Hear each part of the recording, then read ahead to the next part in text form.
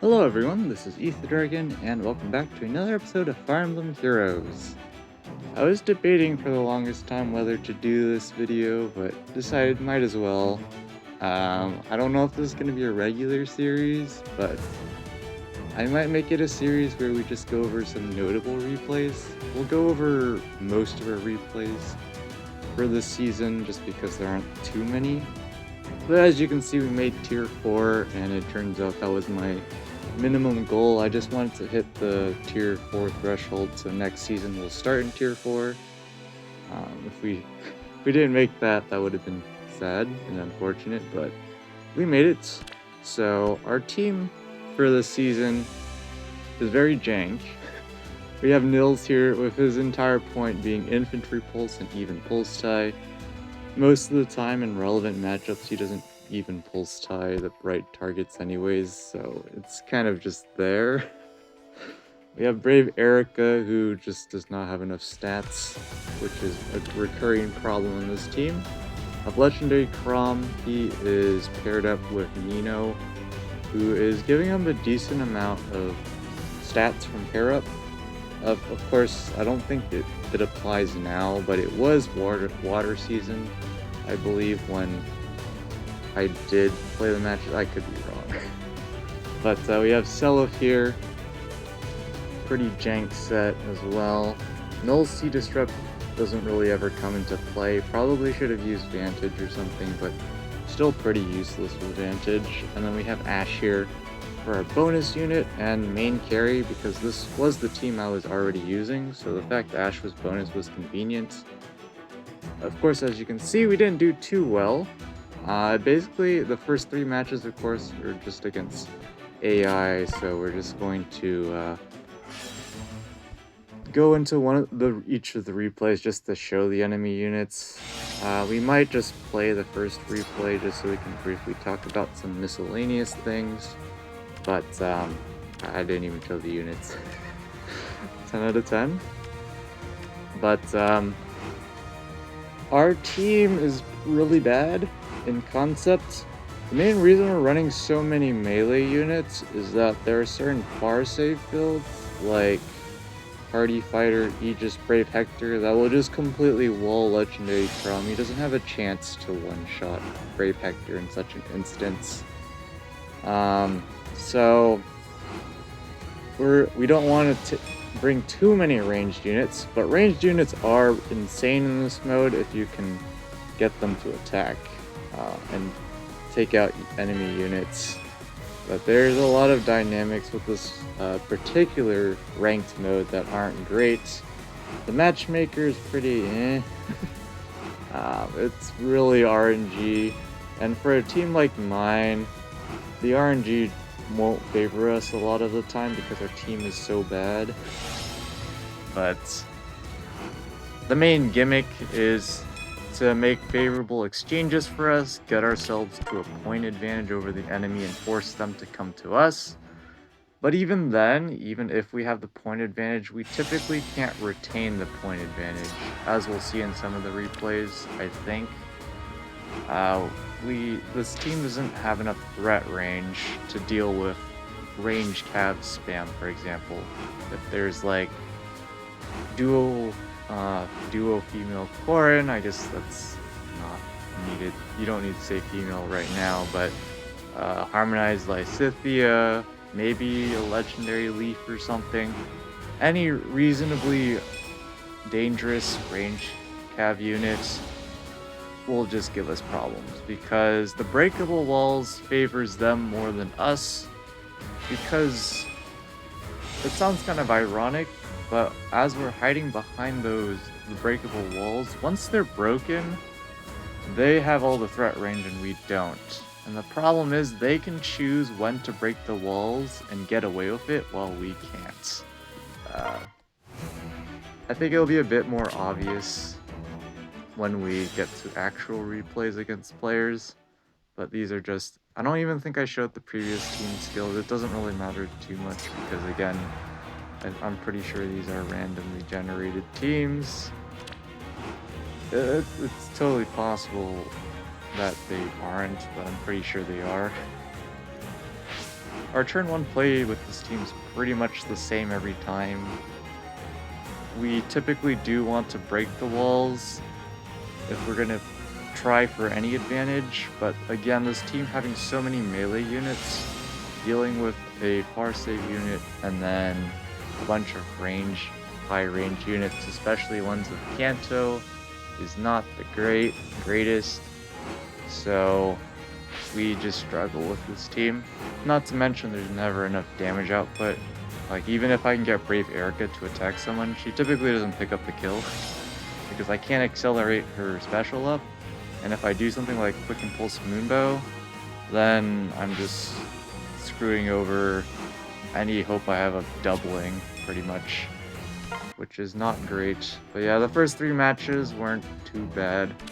Next match here, up against an actual player. So, I think in these episodes, we'll pretty much do a very high-level analysis. We don't need to go by a play-by-play analysis of what should have been done and whatnot. But the number one thing we'll probably analyze is just win conditions. So here they have Fallen Edelgard, which pretty much only gets obliterated by Legendary Crom. So they pretty much need to prevent that from happening. The problem with Freya, even though she has her damage reduction from Nightmare Horn, she just has pretty low base bulk. So even a unit like Celifir can theoretically take her out, especially with Moonbow. That just makes it even worse for her. And the thing is, she is their captain with Quick Draw, so she definitely does not want to be sacked early on. But she does have Pulse Smoke, so generally speaking, in the Quick Draw meta, you don't want your captain getting taken out at all. And if you do, it would be like at the end of turn 4 or on the last turn where, well, nothing's going to happen.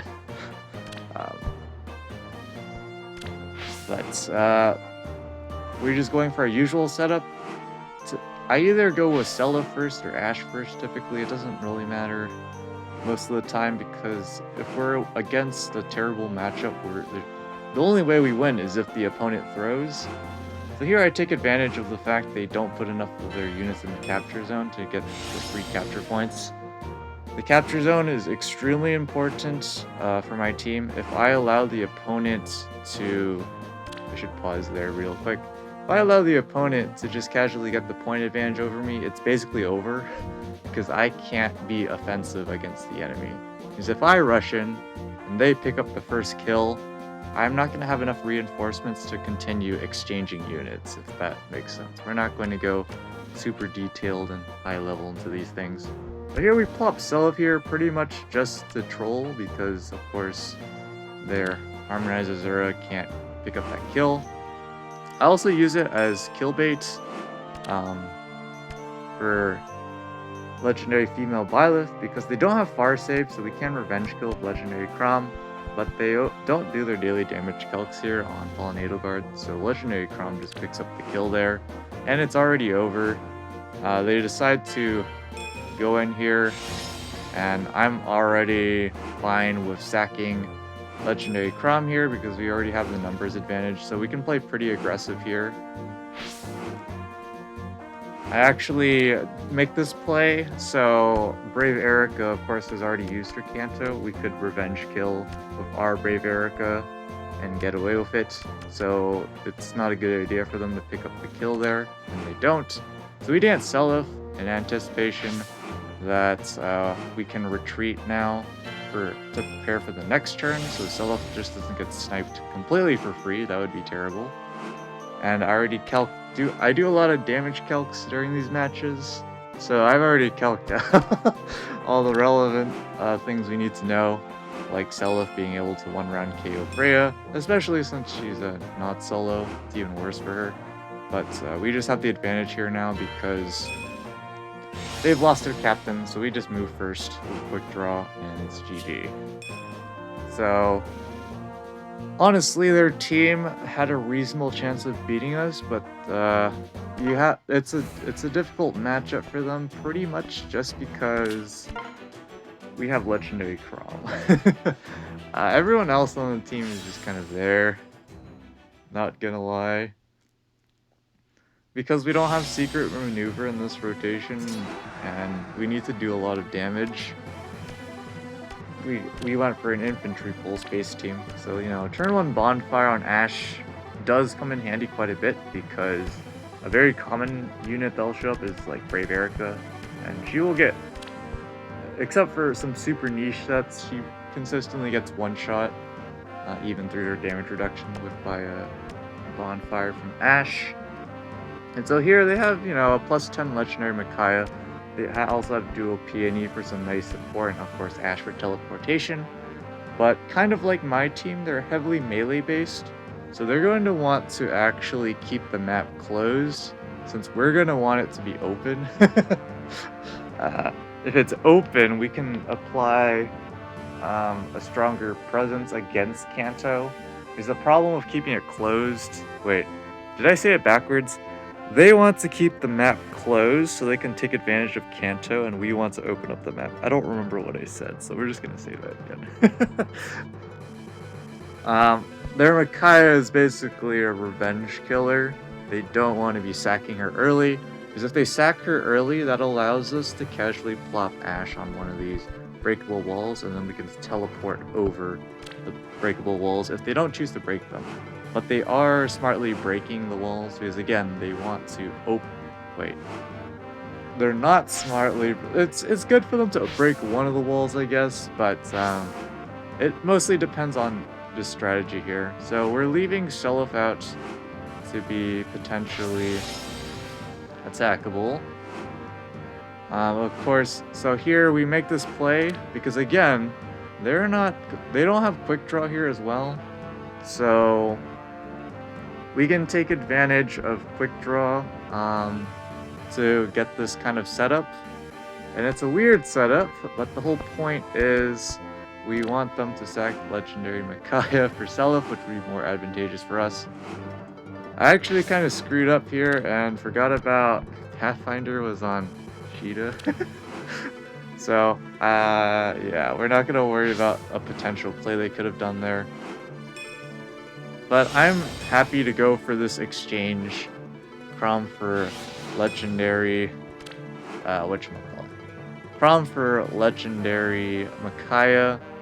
But then this is where I really forget about the Kanto. I forgot they can go for a revenge kill play here. So we use Ashe to block, because once we dance Brave Erica, she can revenge kill someone, and unfortunately for them, we have quick draw. So again, we can just plop Brave Erica in there, pick up the kill, and it's GG at this point. Duo Peony cannot 3v1 when you already have the points advantage. So a lot of these matchups do just come down to who goofs first, or gives up a unit for free, or has an unfavorable exchange. Because if you haven't figured out already from playing even just regular Summoner Duels in Coliseum, from the ranked Summoner Duels in the event mode, not all exchanges are equal. You don't always want to go, oh, I can take out their unit, but then they'll take out my unit.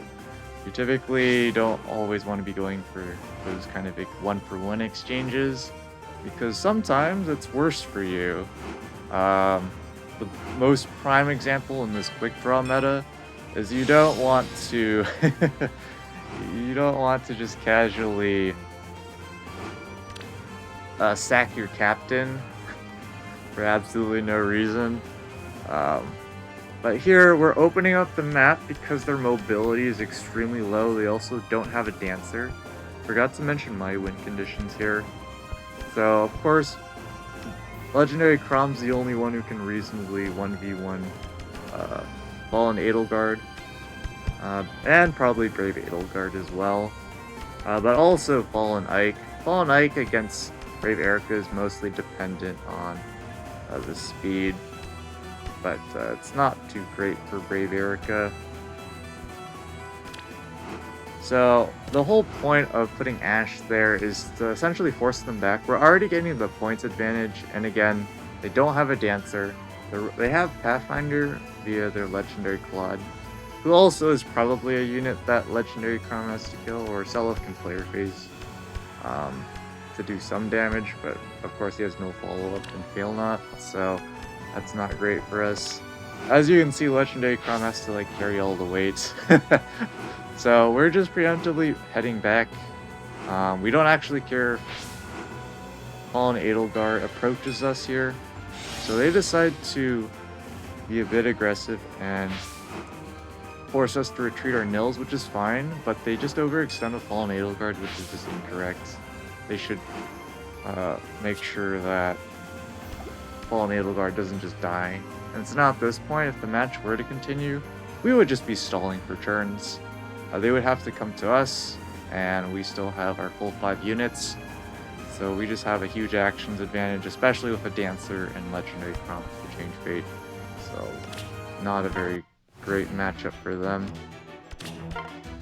But here's our first defeat here.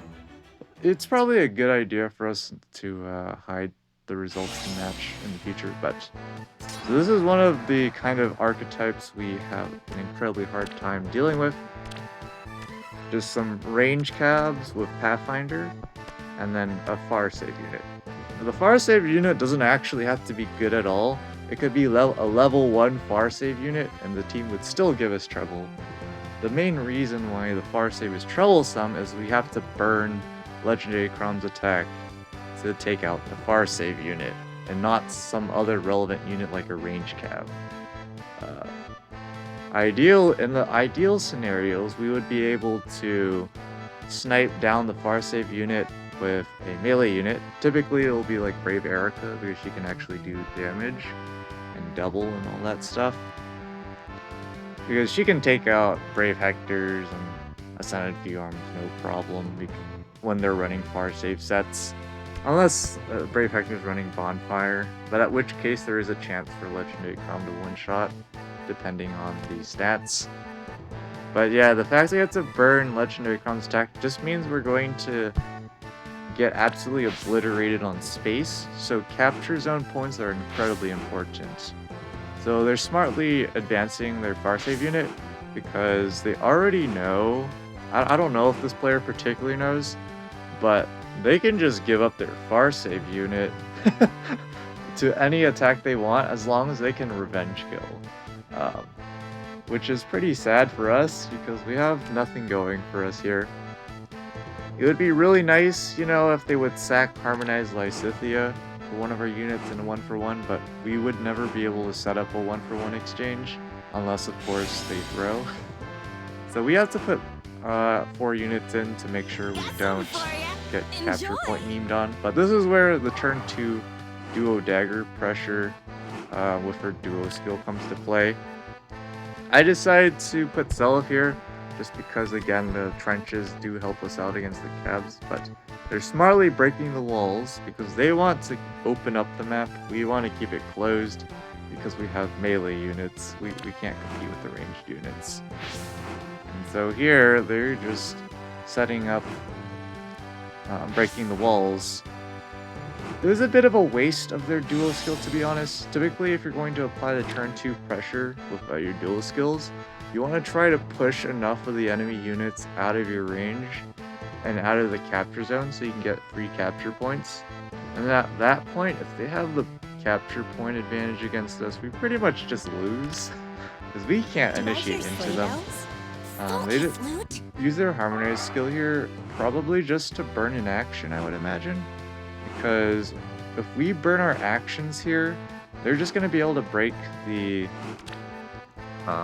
wall like that and get away with it. So if they had their duo skill here, the match is already over. But they don't. But this was actually me timing out on the timer, so auto battle kicked in. But you know, it was actually a funny enough, an okay play. Of course, they make the one play that's correct, which is giving Harmonized Lysithea space to attack Brave Erica, but actually because of the trench before, none of their units could actually attack. Which is kind of funny. But at this point, the match is over, so we're just kind of doing whatever. We get to move first, So we can take out their captain, but it's already too late. We're outnumbered. And Crom and Nils are way too far away. Dual Corrin is the biggest threat here. We can't do anything about it though, so it's just over, unfortunately. Because the thing is, they are ahead on points, and so in hindsight, we did that play we just made here, putting Ash here was completely incorrect because they correctly make the play here of taking out Ash. I've already done the damage calcs and stuff, so I know how things are going down. What we had to do to win was force a scenario where we can pick up the kill on both of their units, and they can't run because we would win on points if they were to run with one of their units and lose their other unit. We would win by 1 point or something like that. So yeah, with Ash here, we basically just had to plan this more correctly. My point of Ash going here was, of course, to teleport, but of course that just loses to Innis picking up the kill here. So something better would have been, for example, to pick up the kill with Crom. I'm pretty sure Ash was here, right? Something like that. Pick up the kill with Crom. Corrin, actually, no, it doesn't work because I don't remember where Ash was. Depending where Ash was, Corrin can just pick up the revenge kill, of course, and then Kanto away. And I think it might have worked out. I don't actually know where Ash was. If Ash can't make this tile, though, then it doesn't work out. I'm actually straight up just gonna pause the video and go back. Okay, so the thing I overlooked is I forgot that Duo Dagger's still alive. So we pretty much just lose because I think this is a lost case unless I'm overlooking something. Because we need to take out Duo Dagger, otherwise she picks up the kill. Especially with Luna against, say, Ash, for example. Unless I'm incorrect about that, I'm pretty sure not. Of course, Innis guarantees the kill. So, for example, say we use Seliph. I think Seliph missed the kill on Duo Dagger or something. Actually, no, it doesn't matter. If we pick up the kill even like this, revenge kill from Corrin, Ash has to revenge kill. It doesn't work. I'm not seeing a play we could have made to win at this point. But yeah, they just win on points here, and we can't reach to kill. And in fact, they can even pop their duo skill here, and they aren't able to pick up the kill. I already felt that, but yeah, ripperonis to us. And we follow that defeat with another defeat. And so again, this team is super similar to the previous one, except there's no far save. But it actually doesn't matter. They just have too many range threats, and we're going melee. Their objective is pretty much to just exchange units. That is their win condition. And that's pretty bad for us. So they just can't exchange Brave Erica too early, and then we could possibly use Quick Draw to pull off some shenanigans. But yeah, with Duo Dagger's duo skill, we are just screwed because of capture points and threat range. We can't put too many of our units in range, because then we get overextended and can't revenge kill everything, so eventually we just lose units for free, essentially. So they just have Pathfinder and everything here. Our plays are too slow, so they decide to not pick up the kill there. They could have gone for that exchange and it would have been okay. Because again, they still have their duo skill as well. They're probably just saving Byleth to deal with Seliph, I don't know. Pretty sure Brave Erica can wipe them. But yeah, there we just can't do anything. We get caught in threat range. And we're not putting too much thought into our plays, to be honest. For most of Summoner Duels, we're just doing damage calcs for the heck of it. Although we do get to flex on some people with it. Enjoy! The thing is with Duo Dagger, her duo skill, it's an interesting question when you pop it. If you pop it early, your intention is to pick up capture points. If you pop it late, it's basically to close out the match if you're already winning. It can set up situations where you get the advantage later on, but I don't really know how effective that is. At this point, the match is over, of course, because they can just run, and that's exactly what they do. And then there, we can't do anything because Legendary Female Violet is there to revenge, or just pick up, not even revenge kill, just pick up the kill on whoever gets in range. So it's just a lost cause for us, so we're already down 2.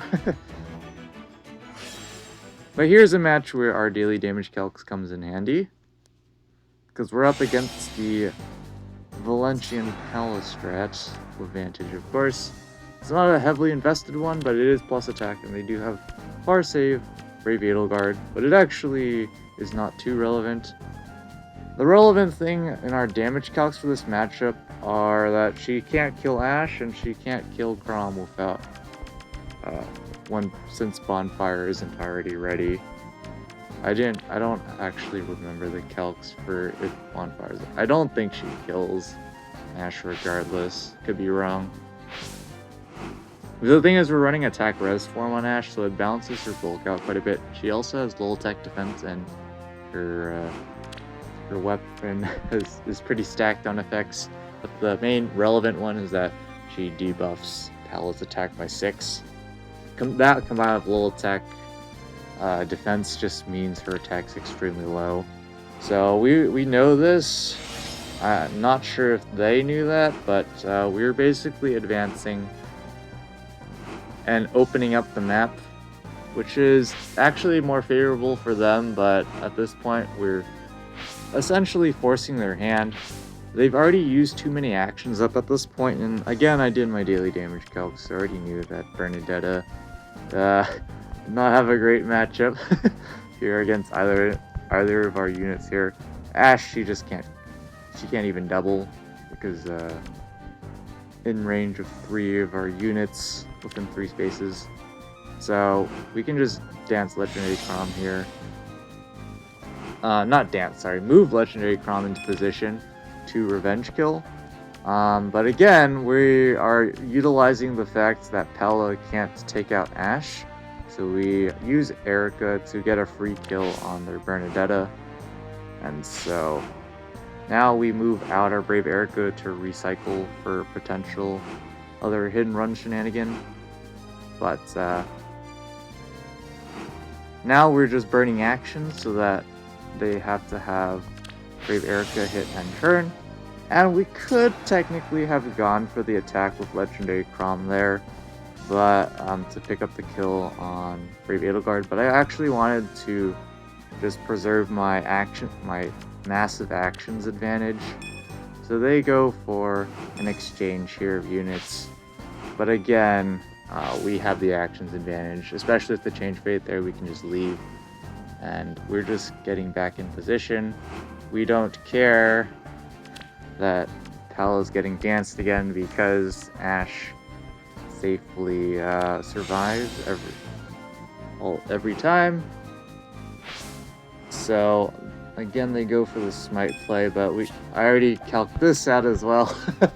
Ashe survives Pala by 2. Literally, Pala just needed 1 more attack to be able to kill, but I already calced out that this was not an option for them. So when they did that, that's just GG. They didn't really have anything left because, of course, we were up on points, so they had to engage into us if they wanted to have any chance of winning. But really, I don't know if there's any way we could have lost even with auto battle or something at that point. Here's an interesting match. Yeah, 1 draw this season. Not entirely sure. I'm pretty sure this should have been a win for someone. I don't know who. I'm pretty sure I might have thrown the win, but I didn't analyze this match too hard. There's a Valentian Pala here, but it's not Vantage. But she's still threatening, of course. especially with Tempest. Even though Tempests only work for odd or even number turns, you get plenty of value from them in Summoner Duels, just because mobility in general is incredibly important in this mode. If you could move literally anywhere you wanted to, you'd pretty much win every match as long as you had the damage output. You just send your units in to attack every time, and you would just win the exchange wars. So here, we're actually opening up the map because we need to exchange units with them. Us camping behind the walls is not going to save us. Here they dance here, which is an interesting play. We could, of course, the problem is Pala has even Tempest active, and so with Lady Blade, I forget if she could pick up the kill, but they decide to exchange for Ash here, which isn't a decent play because it does screw over our mobility, and now we're up against 2 ranged nukes. And here we invite sacking Crom, which, to be honest, it was really one of the only plays we had at that point. They probably should have just picked up that kill, because again, they still have another ranged tab to lean on. So we actually go in for the attack here because Duo Corrin already used her action, so I could guarantee a kill on someone else. We have to Canto out because otherwise Pala exists, and with her 73 attack, and yeah, not great. Let's put it that way. Not a great matchup against Brave Erica, especially if Joint Drive Attack is active. But at this point, it's 4-4, and I can get the first action here, but they actually don't pick up the kill of Dual Corrin, which I think is a complete inaccuracy, because Seliph can't reach Corrin when Pala repositions, and she also has Canto. So I'm pretty sure they threw the match there, unless she couldn't kill, which pick up the kill, which would be an interesting thought. But at this point, the match is over. I can't advance without losing, so it just ends in a draw. I'm pretty sure it was their game to win, so the fact we drew was pretty fine. Fine by our books. But here we're up against one pretty bad matchup as well. Yuri under Far Save is pretty much a loss for us, especially with Pathfinder, just because what the heck are we going to do? And of course, it's Aegis Brave Hector. There's a 0% chance of of us picking up the one-shots, and also he has too much HP for us to even use Even Pulse Tie. Of course, we would never get to Even Pulse Tie unless we had one of the other units burn their special first, so yeah, no, it wasn't going to end well. I already knew that going in, so we were just goofballing at this point, because the duo skill on Duo Dagger is just too powerful. They just go in for an aggressive play here, which they can go for, because we can't revenge kill, since they can swap like that. And even though we get the first action, it doesn't matter that we can take out Brave Hector, because again, Yuri exists, so we're just outranged, and we can't do anything about it. We just don't have enough actions now to compete with them, so they're just going to win immediately. They could probably even auto-battle and win, to be honest, at this point. It would be pretty hard to lose. And they still have the duo skill, which they do use here, and yeah, they're just pressing their advantage. There's nothing we can do about it. It's just GG at this point. Can't revenge kill again. That's the power of 3-move 2 Canto. 3-move range 2 Canto, I should say. Because Brave Erica's mobility as a melee tab is not great. If she had 4 movement like Legendary Sigurd, then definitely would be much more scary. But yeah. we had very little chances of winning that one. Here we're up against more shenanigans. This time we have our captain being Astrid. Of course, for the +1 ability, it is plus 10 units. Sudden Panic, which is pretty effective here for the relevant units. And then they have a Far Save Gotri, but he's up against Legendary Crom. Doesn't even have Sacred Kettle up turn 1. So, you know, that's a one-shot for Crom. But we actually want to hold out. Oops. Oh, I hit my phone with my elbow. We want to hold out on taking out Gotri if we don't need to. So they decide to advance like this. We don't actually care. We welcome them picking up the kill on Brave Erica because we just pick up the kill. They decide to rally, but that changes nothing. We actually, in fact, just hit end turn with Brave Erica because we don't care. It's favorable for us to get that exchange, and they finally go for it, which is not a good play by them. Now their winning chances are extremely low because Astrid is unable to take out Ash. So we just have a mobility advantage. We can now sack Seloth to just get, again, the advantage. And we can pick up the kill with Ash. So it really is over at this point. They've already used their action on Astrid, but she is fast and strong enough to survive Crom and, in fact, take him out, I believe. So we just run, but at this point, they can't do anything. They just go in, so Ash, with her guaranteed follow-up, can just one-round KO. And that was a pretty convincing win for us. The main mistake there they made was sacking the legendary Micaiah for Brave Erica. That's a terrible exchange. Sacking for Ash would probably be much better, just because of the mobility. But they were already in a uphill battle for a win against our team there. This team is also pretty questionable. So the main thing here is whatever they do, they cannot sack Duo Corn for anyone but Ash. If they sack for anyone but Ash, maybe they can sack for Crom. That would be reasonable.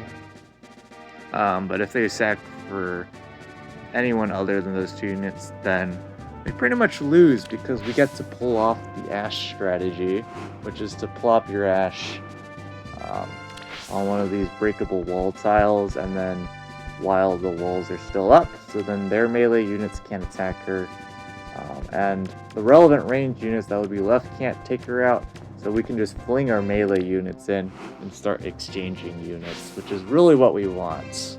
Once we have the points advantage, we have to exchange, otherwise we just lose. Pretty much most of the time. So here we're trying to set up a scenario where we can try and bait out the dual corn exchange, and they actually go for it, which I'm surprised they went for it so quickly, because again,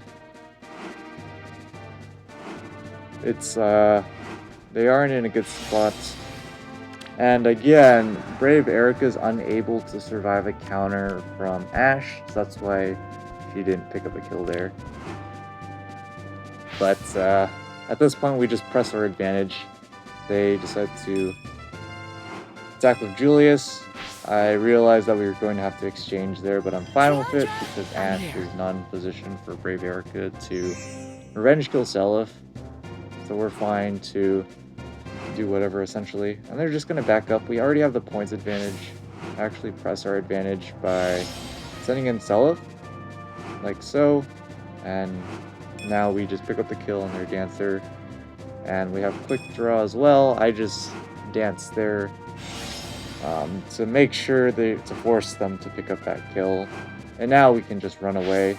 As long as we leave one of our units in the capture point, we win. Otherwise, we would lose. So their win condition that last turn was to force us out of the capture zone, but they couldn't do that because, of course, Ash can pick up the kill on Brave Erica. I believe she can also pick up the kill on their opposing Ash, but don't know exactly on that one. How long is this video? Almost 40 minutes already. Yeah, these replays are pretty long. That's why I probably aren't going to do this every season. There's just some really general comments on the matchup. So here we have a bunch of plus 10 units. Again, same drill. This Fallen Edelgard is not running Bonfire, so we can actually use Brave Erica to pick up the kill. We can also pseudo-stall with Ash against her. Again, they don't want to exchange their dual Corrin for someone other than Chrom or Ash. Maybe for Nils. Actually, yeah. I forgot to mention that in the previous one. You know, if you exchange for the captain, that's probably pretty good for you. So, the big funny thing we go for this matchup is I realize Legendary Chrom can actually one-shot Brave Hector with Deadeye. I think we need Max Blade Session. I forget off the top of my head to pick up the kill. But knowing this, I'm kind of trolling and waiting. So, also, seeing that we couldn't gain any capture points for putting Nils here, I put him down here to be more flexible with space. You don't want to clump up your units too hard with this particular team, because then it gets clunky with mobility. So I actually troll and set up this play where we can attack Brave Erica because she's outside of range of Farsight Brave Hector to either bait out the reposition or whatnot. But essentially I'm having them move to places where I want them to not be. So here we can just pull back Ash and pick up the kill on Brave Hector once Duo Corrin's already used her action. So of course they open the map up now, but I make sure I get the first action this turn, and that allows me to take out Duo Corrin, who's the main threat here. Kind of surprised they didn't go for the revenge kill on Legendary Chrom. Maybe they couldn't. I'm pretty sure someone could kill him, but at this point we have quick draw to abuse, so it's just GG. And yeah.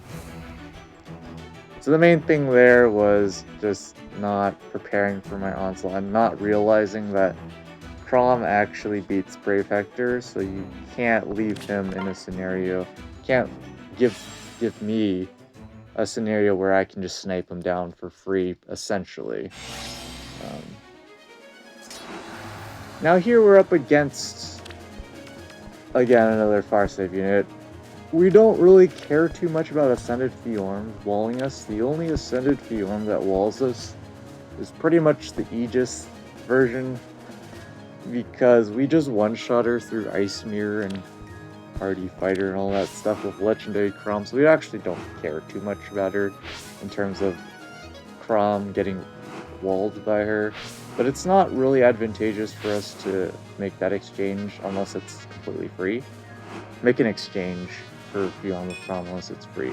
So here I bait out the Legendary Female Byleth to go in. So precisely so we can pick up the revenge kill the following turn. And we're essentially just baiting out their units. We're giving them essentially the option to exchange the units, and they don't want to because of course they're outside of range of their Farsight unit, but also our melee units can pick up the kill as well. So we're getting ready for the walls to be opened up. And again, I invite an exchange here of Dual Lin for Ash. I don't actually remember if Dual Lin picks up the kill. I believe she does barely. Maybe not. I don't remember literally everything, but yeah, it looks like she doesn't actually pick up the kill. So they go for the attack here and use the duo skill. But the problem with that is we can just melee kill Dual Lin. They probably overlooked that, so now we're just in a winning position. Because again, Ash can pick up the kill there, and yeah, that's a rip for them. And our last match of the season, to no surprise, is Farsight plus Yuri. And there's even Ash in this team with a dancer that has pulse tie of their own. So if we want to use our specials, we better burn them. The one nice thing with our setup is that pulse tie hits Ash first. But we're pretty much lost already before the match even starts. Their win condition is to sit around.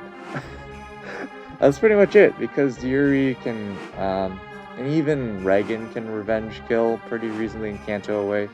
So I just decide to overextend with Nils, purely to explain what I would ideally want to do for my own strategy this season if I could do it.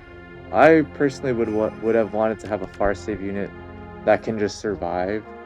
Personally, I would run like Deflect Magic Seal over Distant Defense, because the gains of Distant Defense here, pretty much if you get doubled, would rather deal with the units that can't even W through Multet and whatnot. But that's just my take. So then you would be able to plop Ash like they do here, and so the opposing player's ranged units, if you have the right far save unit, can't pick up the kill in the far save unit, and so you can just fling your offensive units in, and if they have Kanto, they can even get away. So like here, for example, they pick up the kill of Reagan and they just Kanto the heck out of there.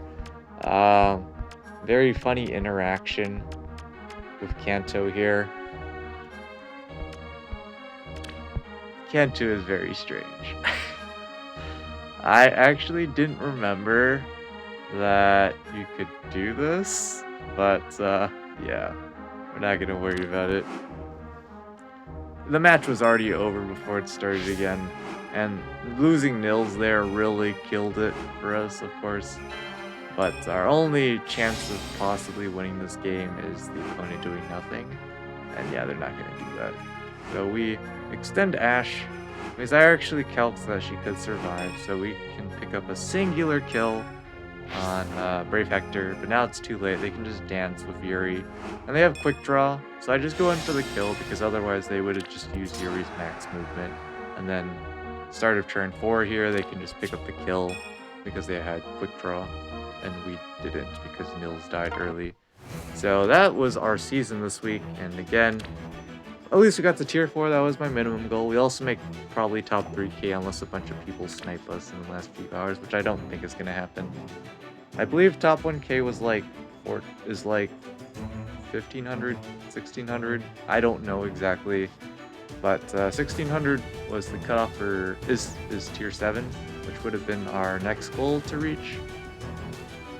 So we could start in tier 7 the next season, but yeah, it was just the RNG of Matchmaker. Gave us matches that we could not handle with our team. With decent play by the opponent, we just have no chance of winning. We would just have to pray for misplays, which is not a very good thing to be banking on. Big misplays, I should say, which is not something you should be banking on in a ranked mode like this, especially as people keep climbing. But with the current state of the mode, there's a chance we could just casually climb pretty decently, because people just quit the mode. So we can just casually climb while everyone else quit. Top 2 players made it all the way to tier 24. Congrats to them. That takes a lot of dedication, effort. It does take a decent amount of skill as well. Even if you have the most stacked team in the world, you still have to use the team right to win to some degree. You don't have to play perfect if it's a good enough team, but most of the time you don't need to play perfect to win. So yeah, congrats to them. Maybe, who knows if they're going to keep playing afterwards. They have everything. Eventually we'll be trying to go for tier 24, but with the current system, you have to climb all the way from tier 13 to tier 24, and that is a lot of matches to win. At the minimum 39 matches or something, unless you can win a lot more, unless you win a lot more glory for beating a super high tier player compared to you. I don't exactly know how the scoring works All my losses, we didn't lose any glory because we were running Ash. So each loss we lost 40 less glory, which I believe in the lower tiers you don't even lose 40 glory for losing it. I think it's closer to around like 20 at most or something. So yeah, we were just losing 0 for our losses. But anyways, ridiculously long video. That's gonna be it for this episode. Thanks for watching. As always, this is Ether Dragon, and hope to see you all next time. Bye!